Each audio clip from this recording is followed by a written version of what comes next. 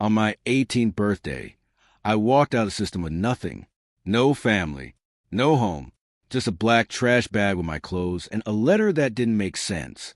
It was early March in upstate New York. Cold, gray, and wet. The kind of weather that makes everything feel heavier than it should. I stood on the cracked concrete steps of the group home where I had lived for 6 years. Behind me, the door closed with a soft click. Not loud, not dramatic, just final. That sound meant I was officially an adult and officially homeless. My caseworker handed me 2 things: a small envelope with $250 inside and a thin legal document. She said, "Happy birthday. This is from your grandfather." I hadn't seen my grandfather since I was 9 years old. He died before my parents did. Inside the building, behind a wire window, I saw my little sister Maya.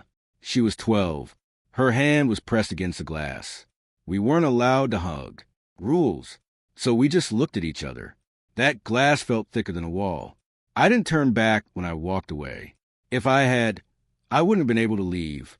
At the bus station, I sat on a hard plastic bench and opened the letter. It said my grandfather left me land, 2.5 acres. No house, no power, no water, no road. To claim it, I had to pay $5 in back taxes. $5. Attached was a blurry photo. A rustic Quonset hut sitting in the woods. It looked abandoned, useless, like scrap metal someone forgot. My first thought was to throw the letter away. I needed a job, a bed, a plan to save my sister. But $5 kept repeating in my head. I had 2 choices. One bus went south, toward the city's shelters and disappearing. Another bus went north, toward a place I'd never seen, to claim something broken. I chose the broken thing. I bought a one-way ticket. On the bus, I called Maya from a payphone at a rest stop. We weren't supposed to talk, but I did anyway. I told her about the land, about the metal building. She asked, "Does it have a roof?" I said yes. That was technically true. I promised her I would fix it. I promised her I would come back for her. I didn't know how, but I said it anyway. When the bus finally stopped, the town felt frozen in time. Quiet streets, old brick buildings. The lawyer's office smelled like paper and dust. He slid the deed toward me. Then he said something that stopped my breath.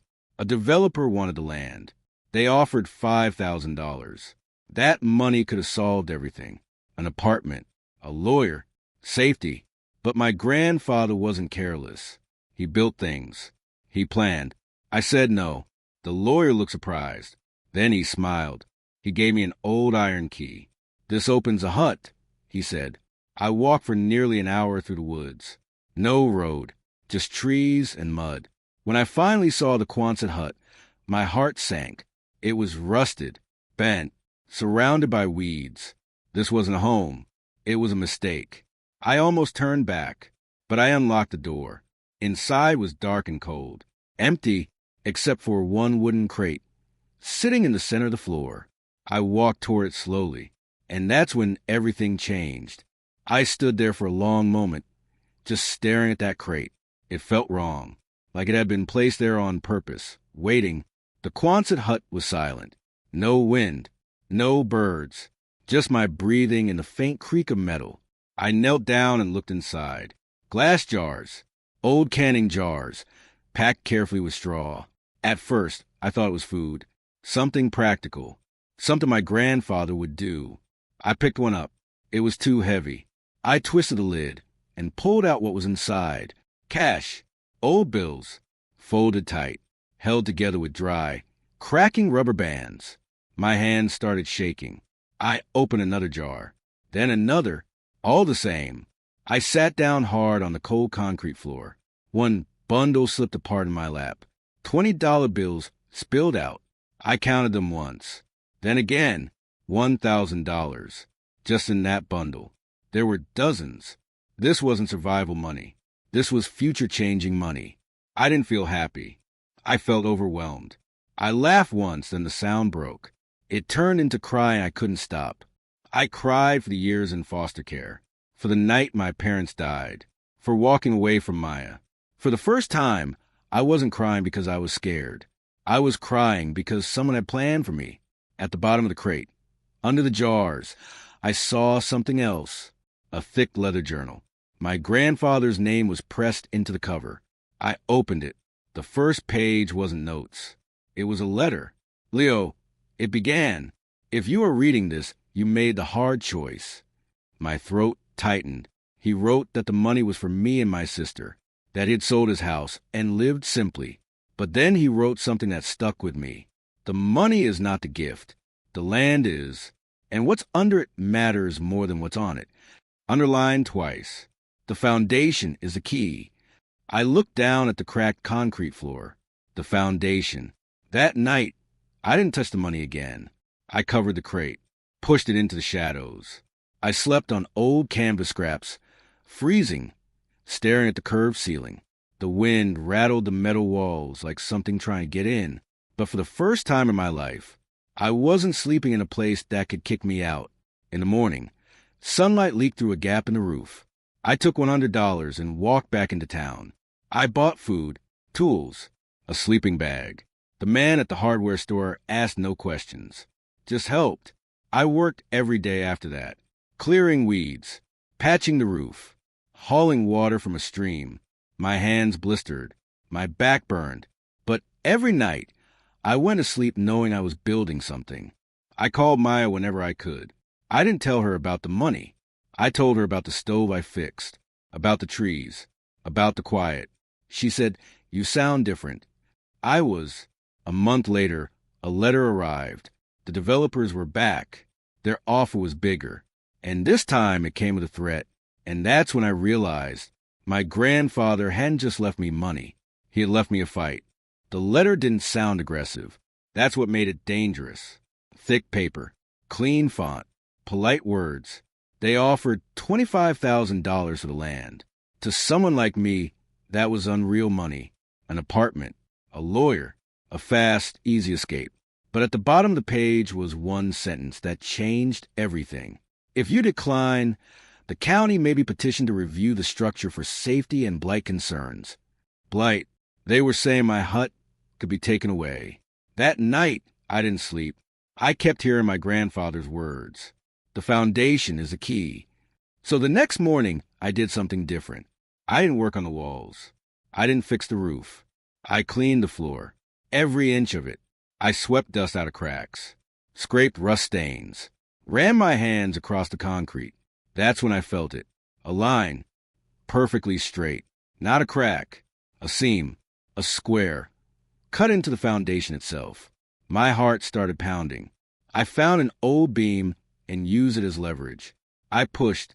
The concrete slab shifted. Slow, heavy, with a deep grinding sound, it lifted. Underneath was darkness. A ladder made from iron bars. A hidden cellar. The air smelled old, cold, still. I climbed down with a flashlight. The walls were stone, perfectly fitted. My grandfather built this. In the center was a metal lockbox. Next to it, another jar. Inside was a letter. "Leo," it read, "if you found this, you were paying attention."